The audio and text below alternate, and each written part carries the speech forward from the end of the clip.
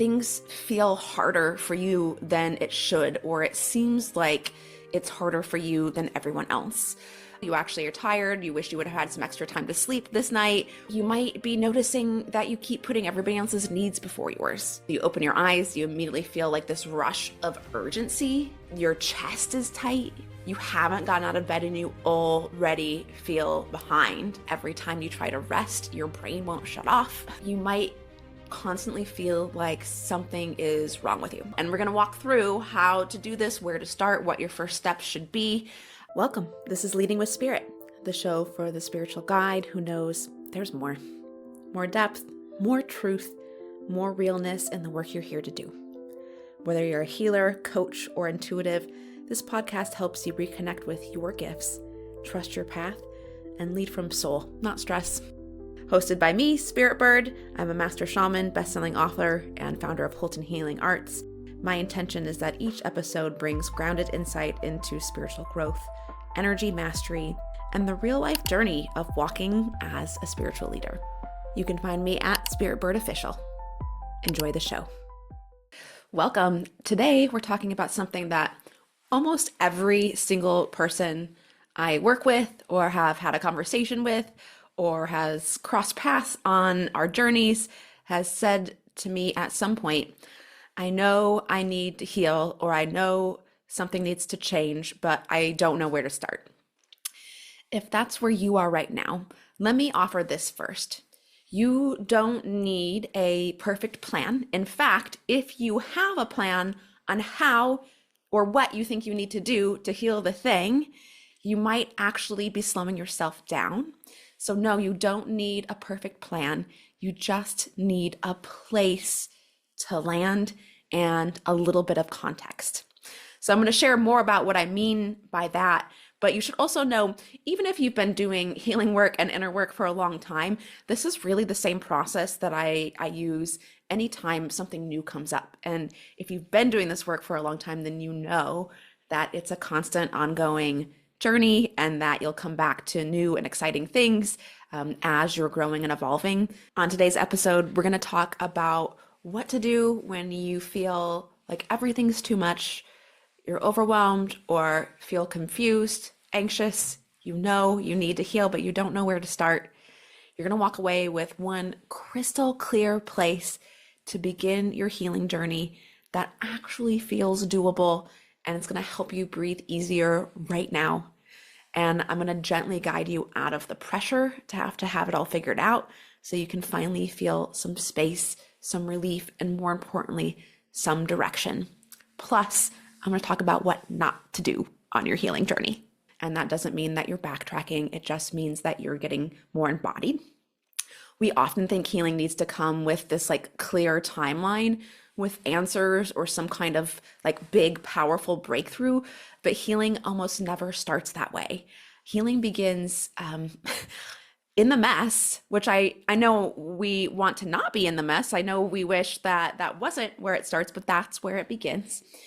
In the confusion, in those moments where you realize I can't keep going like this.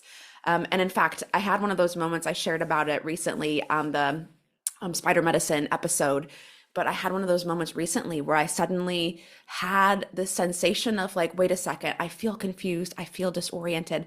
And even though it's really uncomfortable, we can celebrate that. That is where the breakthrough begins. So let me go in a little bit further. Let's talk about, I'm going to take you deep into this, but I want to talk about what it can look like when it is time to heal, what signals, what kind of really common everyday experience you might be having that's signaling to you, hello, it's your soul signaling saying, hey, pay attention, I need something different. And this is some of the ways that it might show up. It can show up as always second guessing yourself.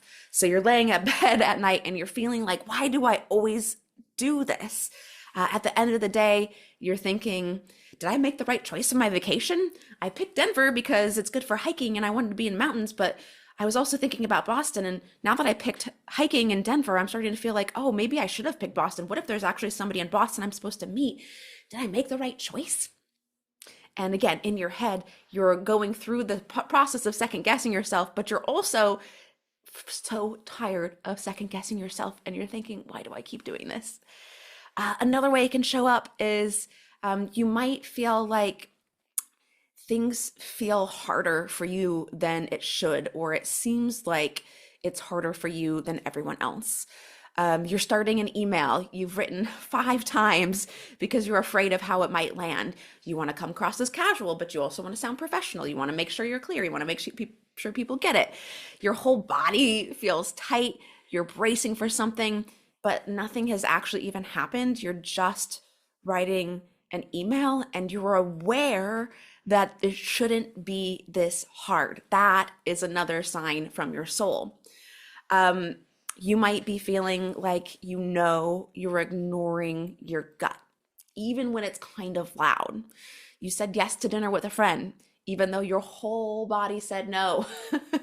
And there's no real reason that you should have said no. In your mind, this is what your mind's saying, is like, there's no reason that I shouldn't go, but your body is saying no, and you override your body.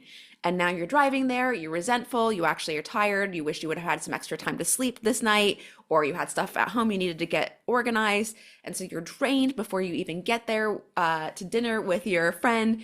And again, this is the sign that it's time for healing. You're also blaming yourself for not listening, right? Similarly, you might be noticing that you keep putting everybody else's needs before yours. You told your partner you'd handle the errands, even though it meant canceling your workout. And the one thing that helps you stay sane, moving your body, is now pushed to the side because you're actually trying to help someone else instead of just take care of yourself. And now you're snapping at them. And on top of that, you're aware that you went through this whole thing. And so you feel guilty about that too. You might feel like you've done a lot of inner work and you're feeling kind of spiritually connected, like you're noticing signs, you're communicating with spirit, but you also still feel alone. This is so common. So I just want you to know that even though it feels like you're alone, you're not alone, at least in this experience. So like that can look like you woke up and you had a dream and you clearly got a message from something bigger, but you have no one around you that you feel safe telling. And then your mind fills that gap, fills the loneliness with rationalizing, telling yourself that you're probably just making it up anyway, right? Hey, quick pause. If you've been feeling interested in your spiritual gifts or confused by them, or maybe you're actually really intuitive and you're just looking for what to do next, I made something for you. It's called A Course in Spiritual Gifts and Soul Healing, and it's basically the guide that I wish I had when all of this stuff was coming in. Everything from the context of what's actually happening in my life and with my gifts to how to really hold my gifts and anchor them in life in a clear and grounded way. We start off with a sacred reset, helping you get connected to yourself again, out of overwhelm and into your gifts right away. We cover things like work-life balance. I go deeply into the energy archetypes so you can deepen your own inner knowing and learn better communication and relational skills in a really magical way so you have deep, beautiful relationships. And then, of course, we go deep into the soul gift process where you do a healing journey alongside of opening your spiritual gifts and learning how to use them every day and for the rest of your life. It's a beautiful course. And my favorite part about it is you can do all of this without having to be perfect or having to constantly be more spiritual. So if that's something that your soul's been nudging you towards, you can find out more information at holtonhealingarts.com/the course. Now back to the show. So that can be a sign that it's time to heal something. Always feeling like you're waiting for the right time to change things. If you keep finding in your brain that you're like, after this happens, when this happens, then I can do this. Like that is a pretty big sign that it's also time to heal. So what this can feel like in your body is, it's time, but you keep overriding your body again. You keep pushing through, putting it out further ahead. If anxiety hits you the moment you wake up, this is a sign. You aren't supposed to live like that. And actually, I had a conversation with someone recently that talked about that very thing. She actually didn't realize that she was living with anxiety all the time. So you open your eyes, you immediately feel like this rush of urgency. Your chest is tight. You haven't gotten out of bed and you already feel behind. So these are all really common signs that are coming from your soul that it's time to heal. And we're going to walk through how to do this, where to start, what your first steps should be. Um, and so we're going to get to that shortly. But first, I just want you to know, again, this can show up in so many different ways. It can show up like feeling like you should be further along than you are for some unknown reason. It just feels like you're supposed to be in a different place, or you're comparing yourself to other people, or you're feeling messier than other people. It might show up like wanting more and then feeling selfish for wanting more. It might show up as you know what you feel, but you feel like you can't trust it. You might feel like a fraud. You might feel scared to tell people what you really believe. This one is extra big right now, especially when politics and divisiveness is really big. It might feel like you can't even talk about what actually is in your mind and in your heart. It might look like every time you try to rest, your brain won't shut off. You probably know that one. You might constantly feel like something is wrong with you, like too scattered, you're too intense, you're too sensitive, you're just not cut out for the world, you don't want to be here on earth, you're frustrated with everything. And then again, on top of it, for most of us, if you've done a little bit of healing work, you know that you quote unquote shouldn't feel that way. So then you add on even more shame or guilt or frustration by knowing that you shouldn't feel the way that you do. So again, these are forms of anxiety, self-doubt, overwhelm, and you don't have to live like that. It's not your fault that you feel that way, first of all. It's not something wrong with you that you need to fix. Some of it comes from society, some of it comes from childhood, some of it comes from our own, just personal drive. You didn't do anything wrong. That's not how this works. That's not how healing works. So just know, if you're starting your journey, that's not how this works. Actually, in shamanism, the frame of right or wrong, and the same way that Abrahamic religions talk about it, it just like that paradigm or context doesn't even apply. In shamanic work, it's not about right or wrong, it's about integrity. And to be in integrity, you have to have experience. But all of these things that I listed, these are signs that your soul is asking for something different. So instead of getting stuck on what someone else did wrong or what you did wrong, I want to talk about what actually is keeping you stuck. So again, waiting for the right time, the money, the actual time. Most of us feel like we don't have enough time, the confidence, the clarity. But healing isn't logical at all. It's timeless. It moves across timelines. It moves across lifetimes. It moves across dimensions. And most of the time, it starts long before you even actually realize it. So just know, if you're hearing from your soul, something's wrong, something's off, I need to heal, I don't know where to start, know that you already started. The fact that you're even thinking this shows that you've already done a bunch of work, at least subconsciously, right? So just know that that's the little nudge, the little voice, the little feeling in your body, that subtle feeling of feeling overwhelmed but not being sure why, of being tired but not really able to rest, of feeling like you feel like you're meant for something more, but you feel kind of guilty for wanting something more, but you feel like you're also failing despite how hard you try. If you keep getting into arguments or losing your job or stressing about money, if you're worried all the time, that's all constant subtle anxiety. And that's a soul who's ready for something different, but hasn't had the language or support to make the leap.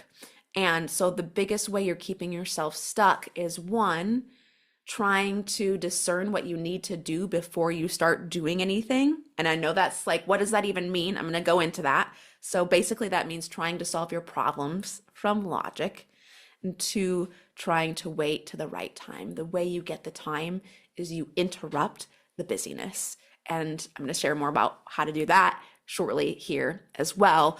But first, I'm a context person. So, what I want to share that a lot of people don't say about healing is healing isn't like taking a class, right? It's not like, even though we talk about here are the steps, here's the process, those are sort of guidelines, but it's not literal that these are literally the things you have to do. Most of the time, it's not linear.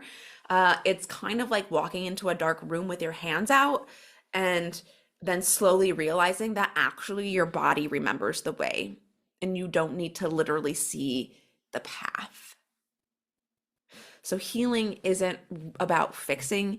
Healing really is remembering. That's why we do this kind of work, is to remember ourselves back home, remember ourselves whole, remember ourselves to who we truly are. That's the process that actually moves you out of the overwhelm, the anxiety, the constant self-doubt, the constant stress. And that remembering is what we do in my work too. In my work, we don't force clarity. We create conditions for clarity to arise. So even though I'm going to go into some kind of more 3D ways or things you can do to start your healing journey, that's probably actually number one, is creating the conditions where the healing can happen. That means nervous system safety. That means presence. That means permission to not have it all figured out. And know that small goals make a big difference in how you're going to feel in everyday life when you actually are healing. That means quieting the mind from always going, always analyzing, always worrying. The small goals of actually healing can often look really subtle as opposed to like giant breakthroughs. So that might mean little wins in how you interact with your friends and family, little wins in the closeness you have in your relationships, wins like being able to withstand political and economic shifts, which are always going to happen. That's not going to go away regardless of who's quote unquote in power. Those shifts are always going to happen. So healing really looks like being able to withstand those shifts and move with the flow. Because once your system feels safe enough to just be here with whatever's happening, everything else starts to shift and you start to experience the world completely differently, even if like quote unquote nothing has actually changed.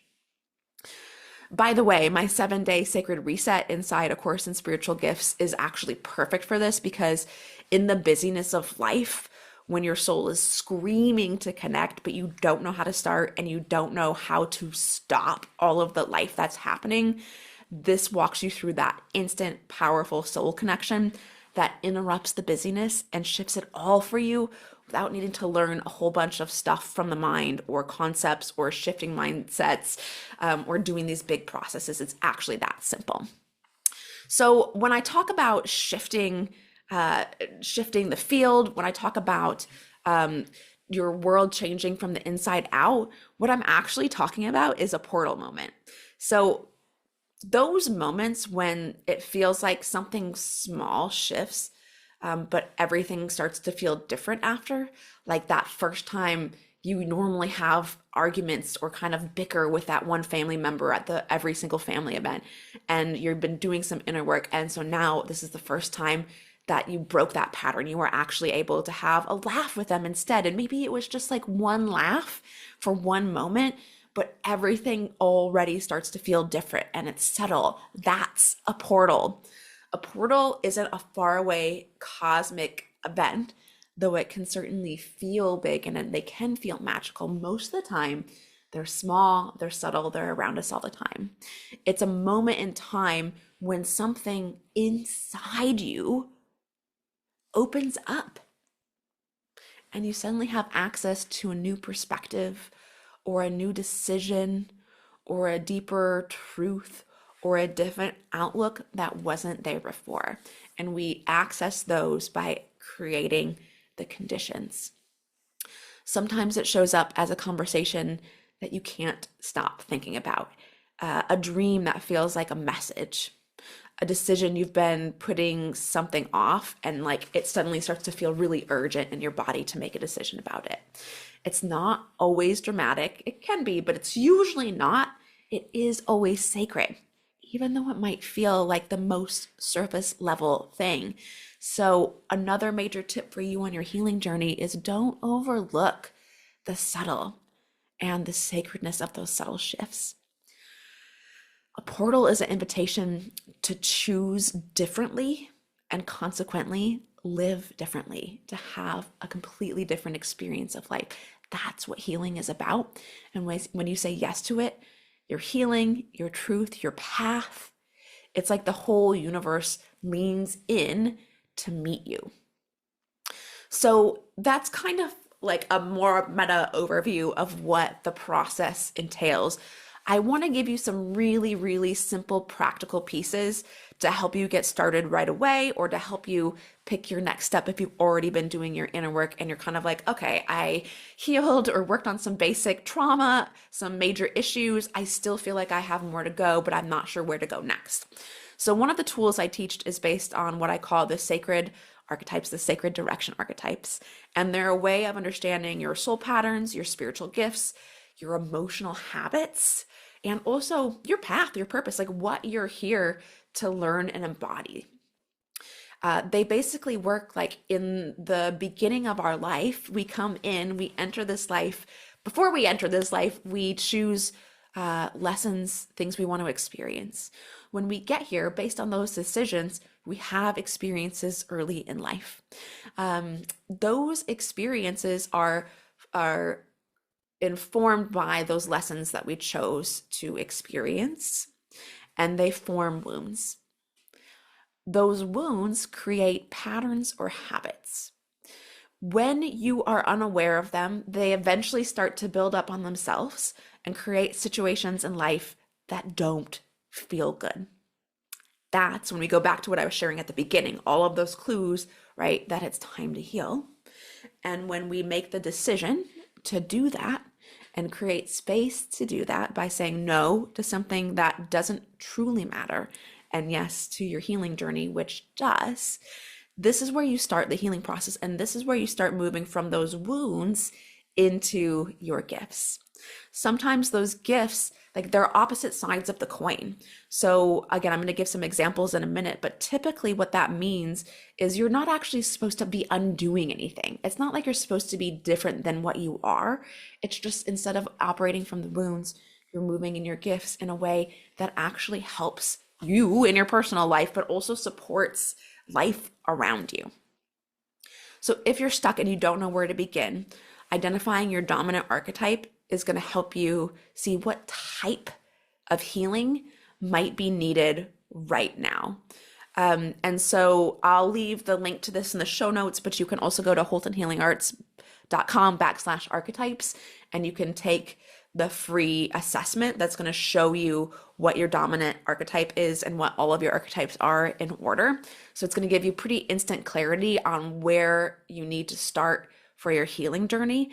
There's a whole life path. So just know actually the most immediate, smallest thing is the biggest thing for you. So let me give you a little example or overview. The visionary, the sacred direction of the visionary, which is the East, means you're naturally creative, you're deeply sensitive, you're really spiritually open, you're probably a natural channel, but you also often feel overwhelmed, especially by 3D things in life. You often feel maybe a little scattered. People might describe you that way as being ungrounded or kind of scattered.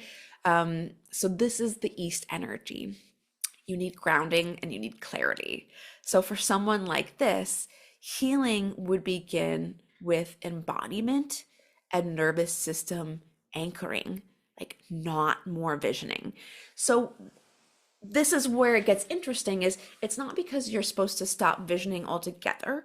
It's just that for where you are, if you resonate with this, your number one thing you need to do is learn to anchor and be in your body and here in the present moment with what's actually happening around us, instead of dreaming about how you prefer it to be or how you expected things to be.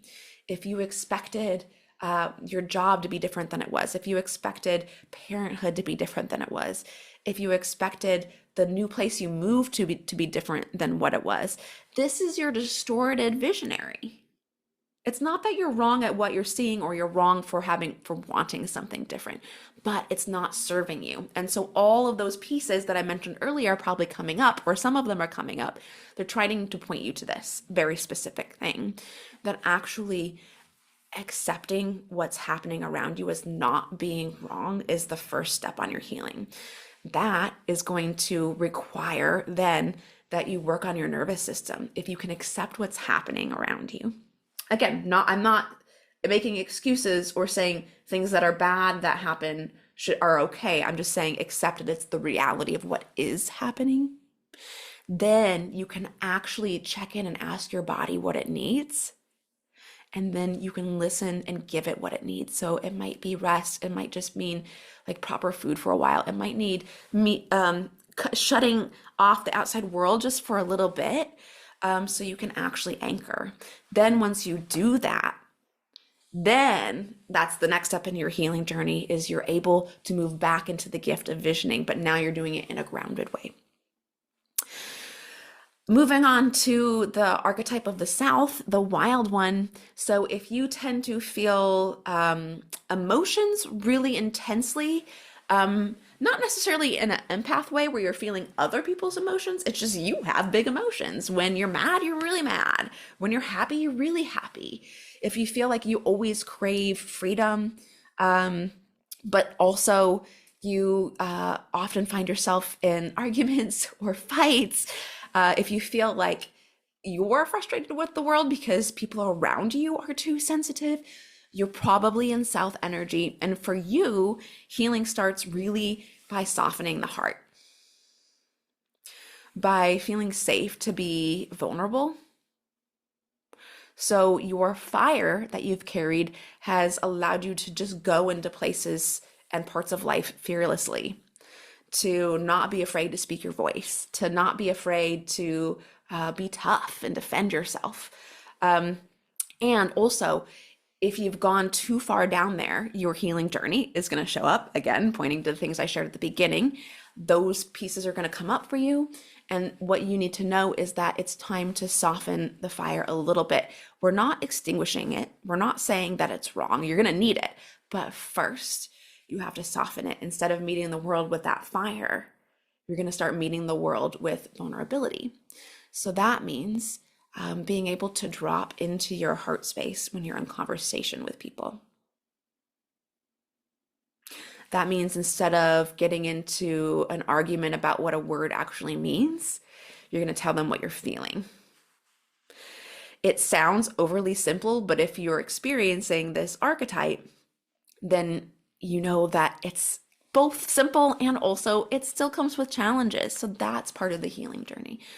Just like the East, though, once you do this, once you give yourself permission to share some of that vulnerability, then you're going to be able to reclaim your fire and actually be a more powerful leader. You're going to have more people behind you, and you're going to get a lot further in life. So you're going to be shifting from feeling like you're kind of fighting your way through everything to actually really leading open-heartedly.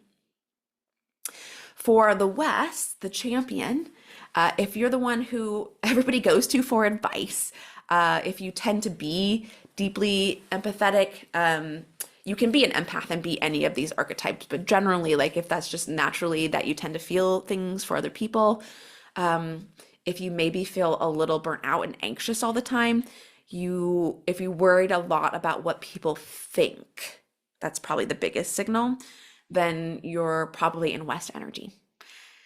So your healing begins by learning to say no, by setting boundaries, and by choosing your truth, even when it's uncomfortable. In fact, life, as you do this, life is going to keep putting you in situations where it's uncomfortable so that you can reinforce your own truth even more. So again, for the West, what's happening is you're wanting to make everybody happy. But what happens if you stay in this place, you become inauthentic. Now you're in the wound of your archetype. And now what actually happens is you're probably frustrating the people around you by trying to make them happy. They're exhausted. They want you to actually make a decision. They want you to carry your own emotions, to build up some resilience. And so it feels really scary, but you do that by tuning into what actually feels good to you and saying no to everything else. Again, sounds super simple, but if you're the West, it feels really challenging. So just know you're not alone there. There's not something wrong with you because it feels challenging. It's literally part of your life path. And that's so that you can embody your authentic self and so that you can stay in your truth even when it's uncomfortable. If you're the North, if you're the steward, you are very reliable. You're the responsible one, you're committed, you're probably constantly holding space for other people. The sneaky thing is it's often not for yourself. You're holding space for other people. You get neglected. You don't realize it until you're burnt out or you're overly exhausted or you're resentful. So for you, your path is really about receiving. Healing for you means receiving. So this is, again, what this looks like is your life has been all about giving and doing for yourself, doing for others. Doing is the constant thing. This gets you into your wound. You end up feeling all of the things I listed again at the beginning of the show. It's your sign something needs to change. And probably the first thing you need to do is ask for help. Ask for help or learn to look at what you feel like you need to do and actually lower your goals. I know it sounds counterintuitive. And again, for the North, you're probably very driven. So you probably have a lot of goals and they're big goals. What you don't realize is you're actually sabotaging yourself with your big goals. It doesn't mean dream big. It just means you need to look at what's closer and more realistic for you right now and go from that first so you can build the confidence and you'll reach your bigger goals faster. In that process, that might mean you need to cut out some of the extra things that you wanted to do, that you overcommitted to, that you said yes to, that you should have said no to, and probably ask for help when you need it. So this is all about learning to lead from overflow instead of depletion. These energy types we all carry. We all experience and learn about them throughout our lifetimes. We all tend to have a primary one, and then we have all of the other ones too. So depending on where you are in your life experience, you're going to be moving from lesson to lesson. But again, for where do I start in my healing journey? No, this is one of the easiest places and one of the most potent places to start. Which one of these resonate with you? Or go to HoltonHealingArts.com/archetypes and take the assessment. It's going to tell you where you need to start, and it's going to tell you a lot about yourself, about your life path, about what you would be good at in life, your gifts, and your shadows. So they're not boxes, they're lenses to help you understand what you need to do in your healing journey. And just understanding your lens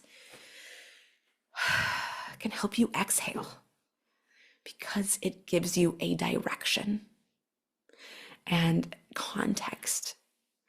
And again, you're going to want to keep that direction really small. I worked with a client, Maya. When she started working with me, she was so desperate to heal. Like she just knew she needed to heal. What was happening for her is she wasn't actually clear on what. And I know, if you're a slightly conscious person, it's not just one thing. You're aware of multiple things. So that was the issue, was there were so many things she felt like she needed to heal, but she wasn't clear on like the most immediate, simplest place to start. So she actually spent years really like wandering around, like jumping between course and coach and different groups and different ideologies, trying to find her thing. You might relate to that, as like feeling like you want to find the right thing that would give her clarity. But and on top of that, then also if you're on this journey, likely your healing journey and your healing gifts, your spiritual gifts are happening at the same time. So it might feel like you're blown wide open. You know, there's stuff you need to fix. You've got a lot of spirit messages coming through, and you're trying to figure out what it all means. You don't really trust them. She, in particular, was like constantly battled or riddled with this feeling like she might be making it up because when she was little and she was dramatic, her family told her to stop being so dramatic and that she's making things up. When she discovered her archetype and learned that she was the North, she began to understand how her spiritual gifts actually worked, right? And it gave her a place where she could really see what tiny things she needed to work on, and that was the overgiving. And she can spend it. I promise you, when you start the journey, you're going to have an instant win. If you start and look at where in my life am I overgiving, you're going to see a lot of places where that's showing up. And just pick one tiny, small, easiest place where you can stop overgiving. So that's what she did. And then she learned in her system what it was like to stop overgiving. She got to see that actually she felt better. She got to see that then the person she was overgiving with was able to take their own responsibility. Then she was able to move on to something with a bigger charge, move on to something that felt a little bit more triggering to her. And she just kept repeating. And as she kept repeating, she got all of this extra noise, worry, caretaking, trying to save everybody out of her system. And she got clear on who she actually is. That's what I'm talking about with healing.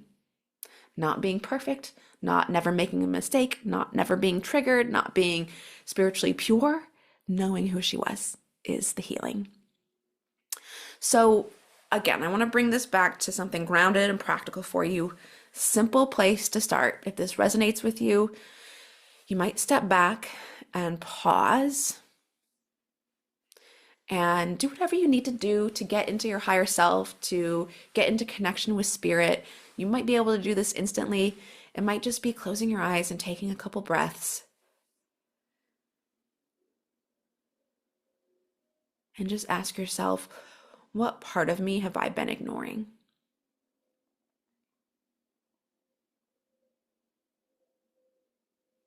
You're going to get a signal or a clue.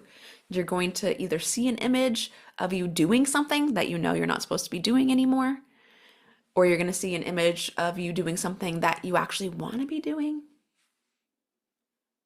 or you're going to get a phrase, you're going to have a memory prop in your head. Another question you can ask if you're not getting clarity here is like, what keeps trying to get my attention? What do I keep thinking about? It's probably subtle, it's probably in the back of your mind, but it keeps coming up.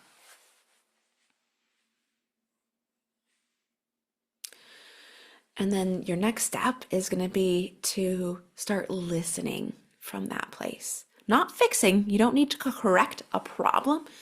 You just need to start listening. Because your path doesn't begin, again, with doing everything right or not having something going on in your life or being to stop everything. It starts when you create the space to listen. So lastly, I want to cover a few common mistakes to do when you do start your healing journey or start your next path. So basically what not to do, common pitfalls, common places where people get stuck really easily when they do start. So if you're feeling the pull to begin your healing journey and you started to do some stuff, first of all, awesome, good for you. That's amazing. That's the biggest part. That's the biggest leap is like, actually, this matters right now.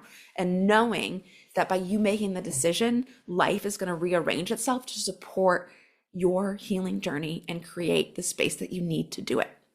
So then this is where people get stuck right after that. So don't try to do it all at once. Healing isn't a checklist. If you've got a list in your head or maybe on paper of all the things that you need to fix about yourself, trying to fix everything right away will just burn you out and will probably reinforce the patterns that you're trying to get out of. So again, pick one thing that probably came up in the last question I asked you. What keeps trying to get your attention? Pick that. Start small. Don't expect clarity right away. This one is a big one that I see a lot. This is also where people burn themselves out. So you decide you want to heal, you make the decision to do that. You try to do a bunch of things at once. You go to all the classes, you're trying to fix all the problems, you're spinning out. Or maybe you did just pick one thing, but you didn't get an instant result or instant clarity. So now it catapults you back into second guessing everything, worrying about everything, feeling like you're doing it wrong, and you start the cycle all over again. So know that sometimes we think if we start healing, that will feel instantly clear and like all of the problems go away. It often actually gets murky before it gets calm. You're talking about usually years, sometimes lifetimes of reversing patterns. So no, just by doing one little thing, you're going to feel better, but you have to trust that you're going the right direction. And just know that just because it doesn't happen instantaneously doesn't mean you're doing the wrong thing. So that's where people spin out. They feel like they're doing the wrong thing. So then they try something different and they try something different and they try something different and nothing actually sticks. For sure, don't bypass your body. A lot of people try to think their way into healing. Like, okay, I know that this needs to be different and I know that this came from this trauma. And so what I have read is that to heal this trauma, I need to do this thing. So if I just do step 1, step 2, step 3, then I'll be healed and then I can finally not stress about money anymore, or then I can finally meet my life partner, or then I can finally be happy, or whatever your goal is. Don't try to make that plan. Your body knows. So being able to really prioritize and pay attention to that is going to be your biggest asset. That's where your healing lives. So presence your sensations. Presence what happens in your body when you said yes to something you didn't want to. Presence what happens in your body when you feel like you're fighting with everybody, but you keep rationalizing why it's happening. What happens in your body when you're constantly telling yourself, it's not supposed to be like this. Those are signals for you. Those are signals that you're off center, that you're getting off your path or off of alignment. So they're definitely your feelings in your body, like those physical sensations, often subtle, those are your allies for sure. Here's another one that I see happen. Don't isolate. So there is a place where removing yourself, of course, from actual toxic situations, which doesn't mean your job necessarily. Like this can be a tricky one because for some of us, we label anything that is hard as being toxic, and that's not true. And also for some of us, the reality is not everybody has the luxury to like stop work, right? To in order to live. So be careful that you're not making the job and the job asking too much of you being all of the problem. For some of you, you do overwork. And for others, it's actually you're learning to build resilience. So aside from that, I want to say just in general, though, you might need to remove yourself from like actually harmful situations. Aside from that, or you might need to remove yourself briefly just to recenter, to find out what you're really feeling. After that, though, don't isolate for too long. Healing can feel like it's a solo journey. You might feel like you need to get away from things to heal, but it's really not meant to be a solo journey. There's been very little, I don't know if anything that I like could truly say that I healed by myself. Like, I mean, I did the healing work, but I needed other people to help me through it. So community, mentorship, and support matter. Isolating makes it harder and makes it take longer. And be careful again. So why you might need to take some breaks or need a little bit of time and space, be careful that you're not getting too far away from community or reinforcing a belief that others can't understand you or they don't get it. If you find yourself with that in your head, you're in a wound. I'm just going to say it, you're in a wound or you're in a distortion. While you might still need to find the right people for you, that other people don't get it or can't understand you is not true. And so you're only hurting yourself by trying to get further away from everyone. With that being said, like definitely use discernment. Don't tell everyone everything. This is where you might actually get into a belief that people don't get it, is because you're trying too hard to convince people of something. Or you're trying to share things with the wrong people. So use discernment. Watch for the right opportunities of who to share your healing journey with and when. And give yourself permission to be vulnerable, but you need to be able to do it without needing people to fully get it, or without needing people to drop everything to give you sympathy or praise. So same thing here, be careful of that. Use discernment, definitely share with people, definitely share your story. Use discernment with who. Don't try to post everything on Facebook and get everybody to agree with you. It's only going to make it worse. Share it with the right people at the right time. And then, of course, like I mentioned earlier, don't wait to feel ready. There's no perfect moment. The little nudge that you feel, that's the portal. That's the signal, time to start. And then you can practice it in your daily life. You don't need to run away. It's literally in those moments of, what did you notice? Okay, like what came to your attention? What's been in your mind? Maybe it's that your over worrying is getting to be too much. And actually what's exhausting you is actually worrying about what other people think. So that doesn't mean blow up your life and do the opposite of what you've been doing everywhere. It just means, okay, tomorrow watch for a place where that came up. Watch for a place where you were worried about what the person thought, and that changed how you spoke to them or what you chose to do. Don't beat yourself up about it. Don't be like, oh God, I'm the worst because I did it. Just notice it happened. And then the next day, see if you can do it a little differently. And that's the practice. That's healing.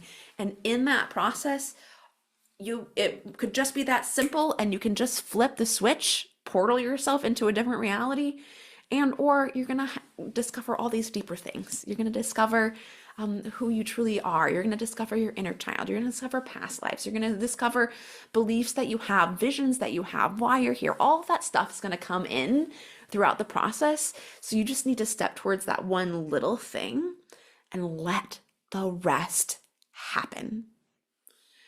That's what it all comes down to.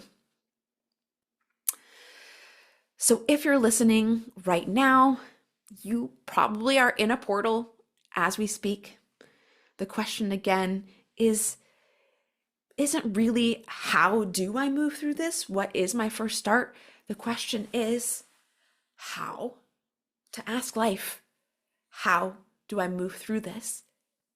And instead of trying to figure out what the answer is, just ask Spirit, how should I move through it? And instead of trying to get the answer, let life show you. Have a little direction, a very small goal, and let life show you. That's it. That's how you start. Thanks for being here. Thanks for the work you're doing and your introspection. And I'll see you next time on Leading with Spirit. Thanks for joining me today. If you enjoyed the show, would you subscribe and leave us a review? Let us know you did at Spirit Bird Official. We love to support our listeners. And if you enjoyed the show, please share it with someone else who would also enjoy it. Thanks for listening. I'll see you next time.